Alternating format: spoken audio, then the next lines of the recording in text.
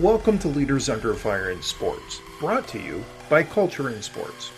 This is where leadership decisions, organizational culture, media pressure, and legal realities collide.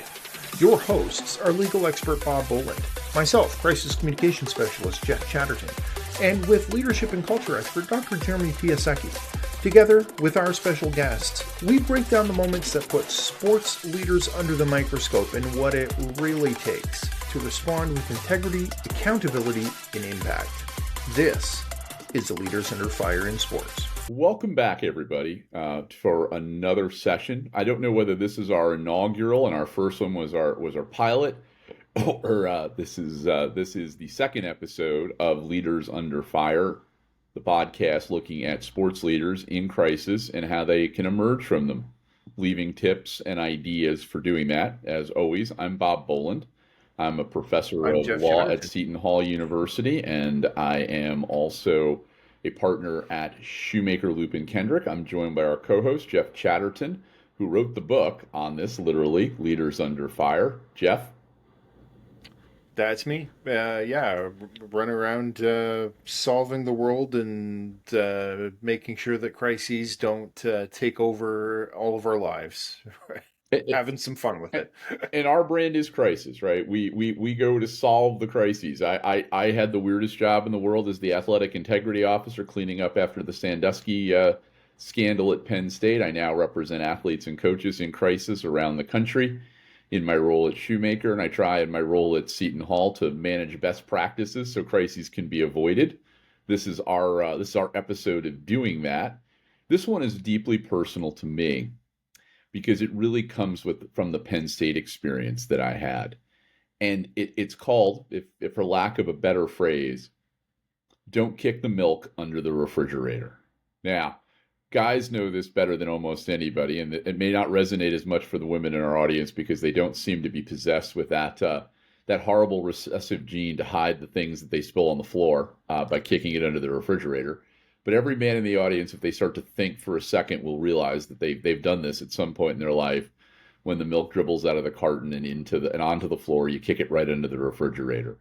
That is a terrible practice in business. That is a terrible practice in sports. It is a terrible practice in life, particularly when the thing that's been spilled is only a little bit of milk. But what happens to milk when left out? It doesn't get better. And Jeff, that's our topic for today. And I know you have thoughts on this, on how leaders can better approach this. And we're going to have our friend, Dr. Jeremy Piasecki from Culture in Sports, join us a little bit later. Jeremy is a PhD with his doctoral dissertation on crisis recovery and toxic culture. So he's going to help show us how some of the response ideas. But Jeff, if you're a leader, what's the best policy? So, I mean, everyone talks about the big ones, transparency, honesty, integrity, and everything else like that. From an entirely practical perspective, I could sit here and wax philosophically about how important integrity and transparency and everything is. Let me just translate this into real life. I have been doing nothing but crisis communications for close to 2.5 decades now.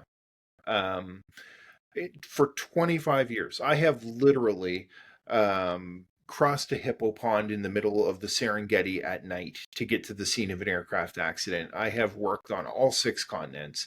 You know how many times I have been called to drop everything and go to the scene of a client's issue that they didn't see coming? How many times? 4. That's it. 4 in 25 years. Every other incident, every other accident, every other sit down in the boardroom and have the come to Jesus meeting, whether or not we're going to allow, come up with the conditions to allow a CEO to keep their job. Every other time I have gone in there to meet with the board of directors to figure out whether or not the company is going to go bankrupt or not. Every other time it's been something that they ought to have seen coming if they didn't fully see it the or, first time. or knew about it a long time in advance. It's well, we've been getting some funny test results, or yeah, we were starting to get some concerns, and we got a call from a lawyer about 2 weeks ago that indicate, yep, yep. Um, I cannot, conversely, it's not at all uncommon for me to be sitting at my desk and the phone will ring and it'll be some person who is looking for help, and they they bounce around the side. Yeah, we kind of understand you're the guy to talk to if we have a problem. If there was a problem, I say, all right, let's cut to the chase. I'm happy to sign an NDA if you need to, but honestly, what's going on? And they can tell me, and they can tell me long before it ever hits the public, long before it ever makes it into the New York Times, long before it ever, they get angry phone calls from their investors, from upset parents, regulators, all of these sorts of things. There's things that they ought to have seen coming. Jeff, And what causes the fear? Uh, I know there's a perception you never want to fix something, you never want to go fix something that's working. But when we see things breaking, why are we afraid to call that out and stop that? well, let's break this down into real life. And before I tread onto thin ice, let's just clarify: neither you or I have Michigan State as but I mean, everyone remembers the case, and if you don't, we can walk through. Dr. Nasser, Dr. Larry Nasser, was one of the primary physicians who was working with the Team USA gymnastics team. Spent what, 15, 20 years being the primary physician. It's about that, and more than a decade for sure. And also a Michigan State University physician and team doctor for their athletic program. And the reason we're bringing this up is the news hit before we started recording today. It might be old news by the time you get around to watching it, but Michigan State let go their athletic director, Alan Haller, today. Now, Haller wasn't around for the Nasser situation, but I think our point is in this conversation, and I think where we'll drive to this is the culture at Michigan State never got fixed. But let's take a look at what happened in the first place to even cause it to break. Just for people who may be unfamiliar, because you and I, we talk about Dr. Nasser, we instantly know what we're talking about. But just for the casual observer who's out there, they're like, "Who's this Dr. Nasser, and what's the issue?" So he was in charge, the primary physician for Team USA Gymnastics. In that role, he had a lot of female gymnasts come through his office, and he was accused of inappropriate sexual conduct with a number of underage female gymnasts. I think the record Um, is more than 100 now, yeah, and and yes, they were often cases much too young to consent, and his activities and his predations were hidden both by USA Gymnastics and by Michigan State for a long period of time for because of a years. variety of reasons, even though there were whispers and knowledge and beginning investigations into this. It's a nudge, nudge, wink, wink. They knew there was something wrong. They didn't maybe want to. I mean, Dr. Nasser, he's a doctor. I'm sure people are mistaken. We don't want to accuse him of something if it's not true. Whatever the logic is, after a certain point, you have to acknowledge there's some milk under the fridge, and rather than simply refuse to acknowledge it, or simply walk away and hope that it goes away. Maybe he'll retire. Maybe whatever. At some point, they never did until the agenda got forced on them. Until a police investigation ultimately revealed this, yeah, and led to an arrest. So it is, and some brave gymnasts who stood up and faced him both in initial accusation and then in open court to detail this. There, Jeff, it's interesting to me because both two how are two groups of people blind in this process, and USA Gymnastics had processes to protect athletes. The Michigan State had processes in place, including Title IX, to protect athletes, and in each of those, these things came down as it happened, and they still missed it along the way. So I'm always intrigued by this because each was hiding it for a different reason. I think in the case of Well, USA Gymnastics, it was to protect Bella and his Bella Caroli and his wife Marta, who were obviously well-known coaches, the coaches who brought USA Gymnastics to the forefront, but were already known at that point for being brutal. and let's be frank, delivered gold medals. Delivered multiple gold Uh, medals, put USA Gymnastics on the top of the podium, from Mary Lou Retton on through the Magnificent Seven. So and and USA there's a Gymnastics whole felt sidebar soliloquy we could get into. I mean, everyone remembers Carrie Strug vaulting on a sprained ankle to capture gold in Atlanta in what, 96. 96? Yep. Um, Given the change in culture, the change in environment, the change in participatory sports, would they have allowed Carrie Strug to make that vault in 2024? And I don't know that they would. I'm not sure that with doctors who aren't complicit and coaches who aren't complicit, that maybe she doesn't toe that platform to make that Yeah, vault. And of but course, who back is it in who the carries her day, off but Bella Caroli in her arms? yeah, And Caroli was a back in huge. the day, and that was what counted.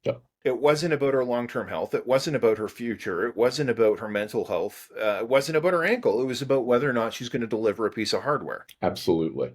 And Caroli obviously had long since grown past his sell by date in terms of being effective in a modern world. His Eastern European Soviet bloc tactics that he used on Nadia Comaneci in the 70s certainly didn't fly by the 1990s or early 2000s. Except USA Gymnastics wanted to get one more Olympiad out of him, and I think that's one of the key elements that we look at here.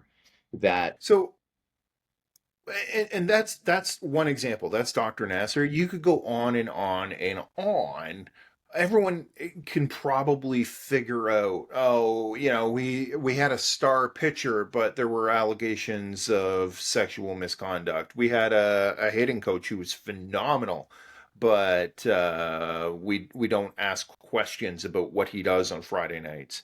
Um, uh, every sports organization has the questions that they would prefer you not to ask, and at the end of the day, that's what they're doing. They're taking a look at, oh, there's milk on the floor, and the easier play here is to kick it under the fridge. It's to make it somebody else's problem. It's still a problem, but guess what? It's not my problem. and Jeff, I think there are three takeaways when we think about this, particularly in the athletic setting.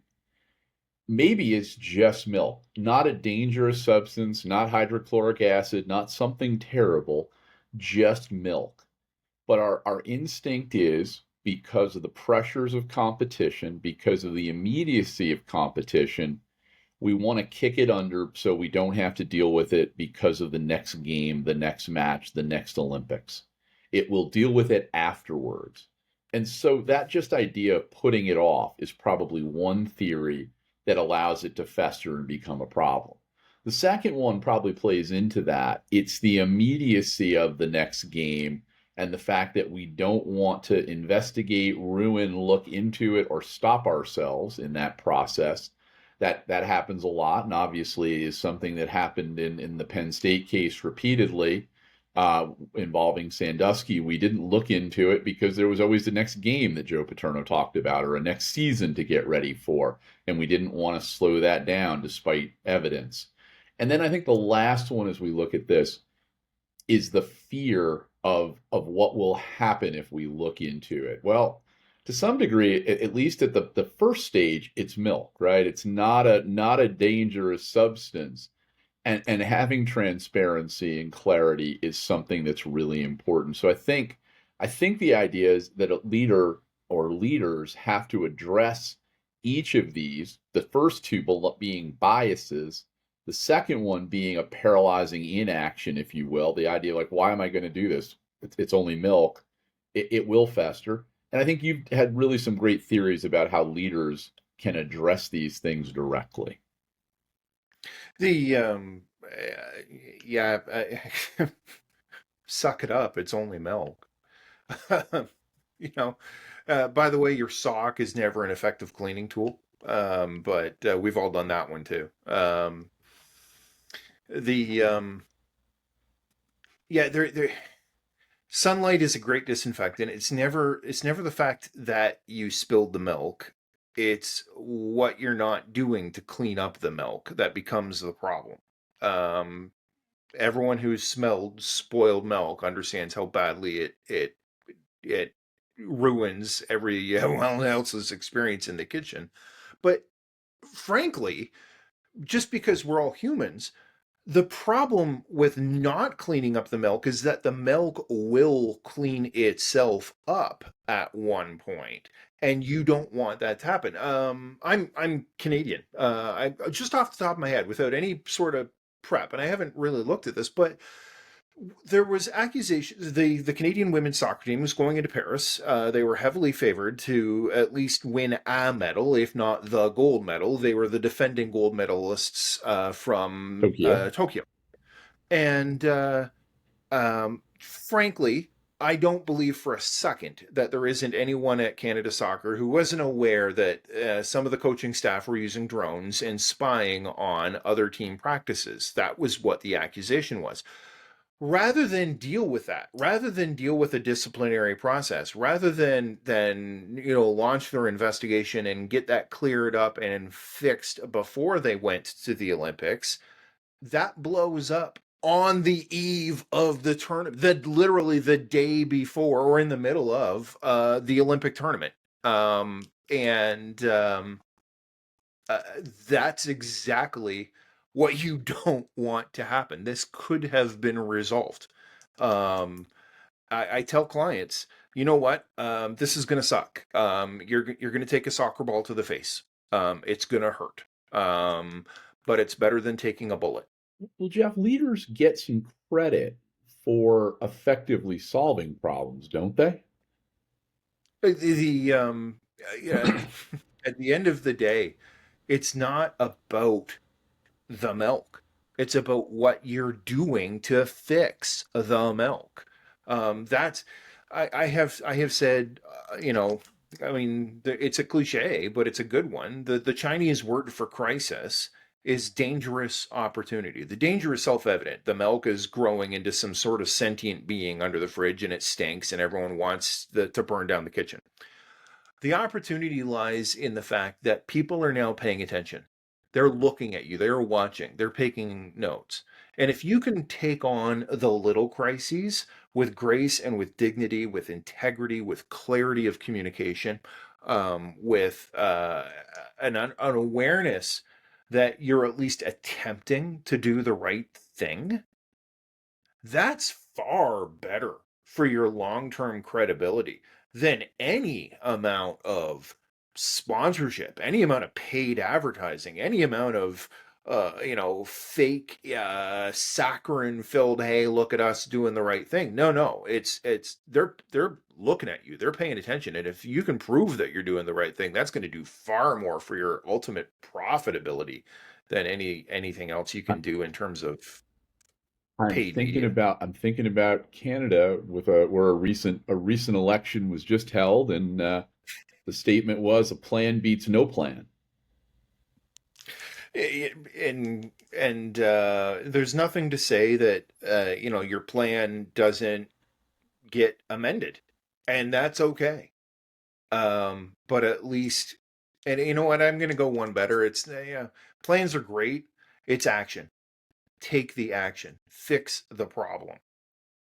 Well, that seems to be the evident crisis of leadership, and for whatever reason, for athletic leaders who are listening to this or will listen to this, we struggle with, and I think Jeff, the same as I do, struggles with why the right thing is so hard to do. It is always the last thing we try. It is never an admission we make that we didn't quite get it right. And each time that admission and that transparency helps us move forward. And I think the Michigan State story leads us into our guest today, who's joining us. Jeremy Piasecki is a close friend. Obviously, he's the progenitor of this because we're appearing on his platform. I was Leaders going to say, under he's not so much a guest. He is a member of the Leaders Under Fire family. he's a member of the family. So wanted to bring in Jeremy in part because Jeremy is an expert in looking at toxic situations and talking about the recovery. And I think one of the things that is true now, and Jeff says it, action takes opportunity creates the opportunity for leadership and action. But action takes some bravery because it's not the normal state of leaders, unfortunately. It should be. We think it should be. But Jeremy, would you come in and share some thoughts on just the idea of how many leaders are derailed, or how many work situations that become toxic based on your leadership is because people won't be accountable to at least acknowledge them? Well, I mean, you kind of asked an open-ended question, but like you said a couple minutes ago, um, is that humans are the part of the equation, and where it's a hard situation, right?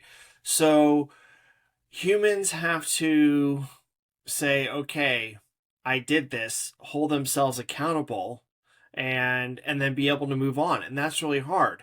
When you're talking about athletic directors, they're the ones who hired the coach or hired the staff or hired the medical staff, and they have to be the first ones to say, "Oh, that that person's doing something bad. Let me investigate it objectively," which are they going to? Because there's always feelings involved because we're human beings. Um, let me investigate this, and then let me actually open my ears and my eyes and listen and see what's happening, and then let me take action. But the problem is that I hire a coach. The coach is doing something poorly. That reflects negatively upon me. That's the first thing that I'm thinking about as a human being is, now I made a bad hiring choice. And what does that look like for me to not only the general public, but those in positions, in higher level positions than me? So that's the first thing to think about. So And the next thing Jeremy, is that, you're hitting yes. something I wanted to summarize only for a second. Oh, You're hitting the fact that we as humans are often pain minimizers. right. We never really want to confront even short-term pain, and that's one of the factors that does this.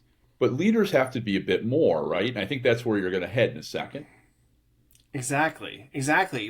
But the leader has to be willing to take on the self-inflicted pain. But a lot of and I say that cautiously because it doesn't have to be self-inflicted pain. It only becomes self-inflicted pain if you choose not to take action on it.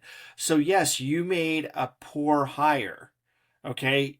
You weren't necessarily watching that coach or that team doctor or that support staff or that assistant coach. You weren't watching them because you're watching dozens of different programs. You have fundraising you have to do, and it's not just collegiate sports. I mean, this is national governing bodies, this is professional sports. I mean, you in every area, you can't just focus on one specific thing because you're expected to deliver, and there's a lot of things that have to happen for you in order to deliver that high level of performance and winning, right? So you may have made a bad hire. You may have taken your sight off of something, and then all this negative information is coming to you. And so you have to investigate. And then during your investigation, you find out, hey, this bad stuff is happening. So what are you going to do? Are you going to do self-inflicted pain? You're going to kick that milk under the refrigerator and say, hey, like, we'll worry about that later. It's not as bad, or people are being overreactive, or people are being too sensitive. Or, are they going to say, yes, this is a bad situation. We're going to, take action. We're going to, suspend and train, or we're going to fire a coach, and then we're going to go search for another one, even if we're in the middle of the season, even if we're potentially in a playoff situation or a national championship situation. Those decisions are hard to make. Should we have that gymnast who has a broken ankle? Should we put her out on the floor, to potentially win that medal? But she also could, suffer permanent damage that she can never come back from. And that can affect not only her as an athlete, but also her quality of life for the rest of her life. And those are tough decisions. And so most coaches, most athletic directors, most heads of sports organizations are saying, well, we don't want the negative light. We'll try to correct it internally without letting any of this information out. And then things get bad. Or even worse, the people that are making the accusations or bring up what they observe, all of a sudden the heads of the organization are turning around and they're actually like bullying and silencing the individuals. And so later they're not going to come out and say, yeah, not only did I spill the milk and I left it all under the refrigerator, but anyone who tried to clean it up, I actually told them to go away. All these negative things can happen. Yeah. Yeah, exactly. So we don't want people to fix it. We're winning, so everyone's happy. But what is winning at all costs? And that's ultimately what it is. It flows from all these. I mean, I think, Jeremy, you hit three things that I'd like to at least just summarize to some degree. The idea that, one, we're human and we're pain postponers, pleasure pretenders. We always want to have pleasure and postpone our pain. Two, there's a tendency, and I think it's particularly unique in sports, to want to declare that there's business as usual and things are running smoothly. So there is a denial of things, which is odd to me as somebody who coaches, because what do coaches do? They correct every day. They try to fix something, even things that aren't broken every day a lot of the time, but they don't acknowledge the big ones sometimes. And then the last piece, which I think you said really brilliantly, they sometimes then turn on the people who report it or try to fix it. So there's that aspect of it. Jeff, I want to bring you back in on the idea of why do we turn on the people that fix it? What's the unique part about that creates that? It's they're the ones who are a threat. Right now, there's a stinky smell in the kitchen, but we don't really know what it is, and we don't necessarily have proof that it's the milk. And if you are going to run around and tell everyone that it's because I've kicked the milk under the fridge, you are a threat to my way of being. It's sad, but that's exactly what happens. The people who are proposing to go and lift up the the fridge and get out the Lysol wipes and clean things up, they're the threat. It's a lot easier to pretend otherwise. Yeah, they're the threat, not the people committing the crimes, or not necessarily crimes, but they're toxic, they're bullying, they're abusive, whether verbally, emotionally, or even physically. Are they as bad as the people who are actually trying to make the change or to identify that there's a problem? And that's the biggest problem. And a lot of people will also, the first thing I hear almost every single time I talk to someone that has come to me and said, hey, we have this potential, toxic culture, or, once that information is provided to me, I'll talk to heads of the organization. And the first thing they say 9 out of 10 times is, well, so-and-so is just misunderstood. That's normally the first answer I get is, well, that person's just misunderstood. If you get to know that person, you'll understand why they're doing things a certain way. And yeah, I mean, sure, they're physically abusing an athlete, but that physical abuse is leading them to win, so it's okay. And I think people a lot of times compartmentalize when it comes to that, and they also reason it and say, oh, okay, well, this is normal, this is normalized, and it's okay that we're doing this. We've been doing it for 30, 40 years. It's okay. But it's not okay. It's never okay.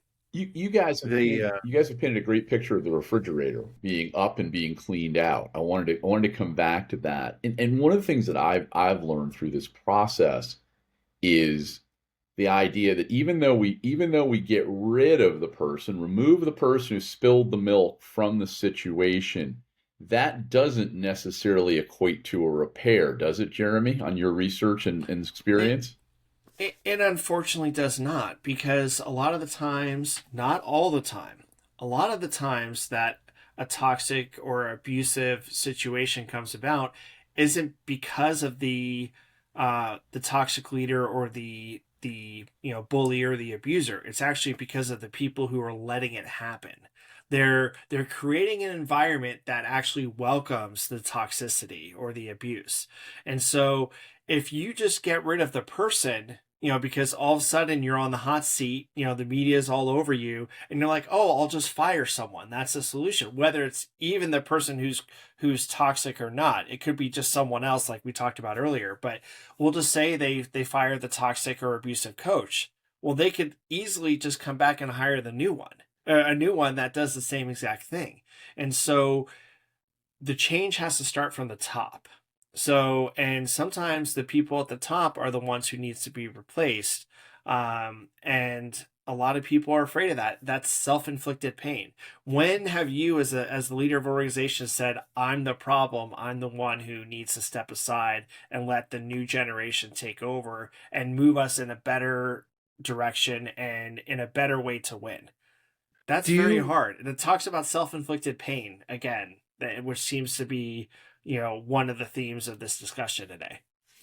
do you find that the people who are embroiled in a cultural problem, the people who have the challenge of trying to fix a cultural issue, have the ability to see the forest through the trees, or are they just too close? When I find when they're in it, um, that's really the power of bringing in a third set of eyes, like an external, someone who's not emotionally invested, someone who can take a look and ask the tough questions because they're not fussy or privy to all of the internal politics and the agendas, It, and just ask the tough questions and come up with some hard to ignore recommendations. and you bring up a great point. And I know you're towards the end of today's episode, but um, think of it this way. Yes, we're all biased. We all have rose-colored glasses. That's the lens we look through, right? But I think there are ways to be objective. Like, for example, if I'm hearing something for the first time, that, oh, this, an athlete is potentially, being abused, or coaches are forcing athletes um, to train when they're severely injured. We'll just use that as an example. I could go one of many directions, but we'll just say there's two directions. I could say, oh, well, that's in the coaches and the team doctors realm. I'm going to let them deal with it and they're going to make the best decisions. Or I'm going to start asking questions.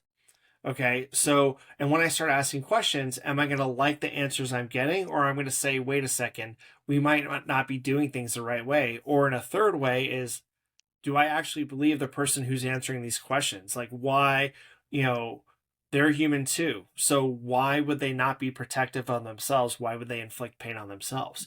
And to go a step further is, if I truly want to be objective, I'm going to bring in a third party. Now, I could bring in a third party that's very agreeable to my organization's situation. I could bring in a third party who will provide an investigation that will look exactly how I want it to look like. I don't want it to look bad in the media. I don't want myself to look bad. I don't want the coaches and staff that I hire to look bad.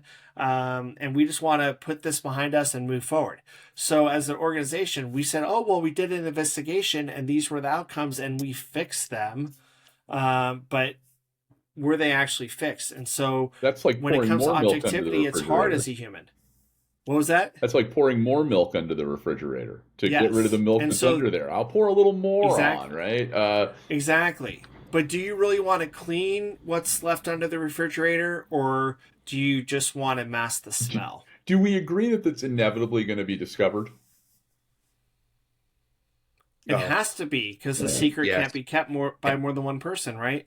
And bringing it back to Jeff's point at the beginning, it's very rare. It's very rare these issues are confronting the enterprise, the athletic department, the leader, the coach for the first time when they reach out for help. They reach out late and they reach out after they've become an issue.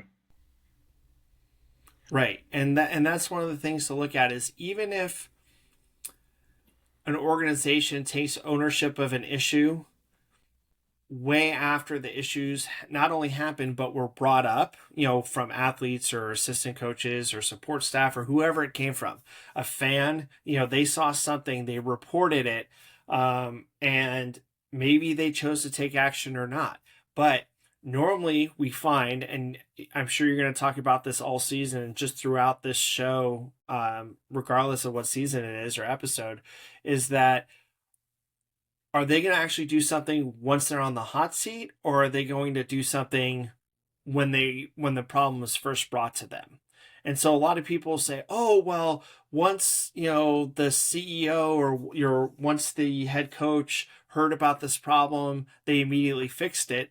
Well, when did they first hear about it? Did they first hear about it when uh Jeff Chatterton and his organization, or Bob Boland as the athletic integrity officer, back when he was at Penn State, or at his current law firm? Was it just found out then, or was it found out weeks ago, months ago, years ago? And what happened at that time? And it comes down to pain. Is Do I have to make the hard choice by firing the coach when I first hear about something and I investigate and I find out that it's true? Or am I going to say, "Oh, well, I don't want to admit a mistake by hiring this person, or I don't want to admit any mistakes, so I'm going to continue doubling down and making sure that this person succeeds instead of doing the right thing for the group of individuals or the individual that was adversely impacted." That's right. Jeff, I want to close out the episode. Jeremy, thank you again for being a part of our family and adding your experience and wisdom to this. We know we're going to come back to you again on how you set a culture right after discovering these problems. But Jeff, I wanted to close out the episode with talking to you and I about a client we shared, uh, Canadian Rugby, Rugby Canada. Hmm. Rugby Canada had some issues about, and I would say moderate issues, not horrible issues, nothing criminal, nothing awful, issues that were mostly about treatment, equality, fairness of athletes in a variety of settings. And they did the hard thing. They did a self study. I helped share that. You helped message it after we were done, and the team at Rugby Canada ultimately took on the hard part of this review. And I think the one thing that we found in the process of the review is that what they thought had been fixed previously with an investigation had never been fully set right. The milk had never really been cleaned up, and that the review of the high performance teams ultimately opened up the avenues of transparency that allowed the milk to be cleaned up and ultimately led to a silver medal in Paris, in women's sevens, which was an extraordinary performance and quite a bounce back performance for Rugby Canada. You helped message that. And any thoughts about the process that Rugby Canada did to get this right, where so many others get it wrong? I think it's acknowledging that this isn't fun.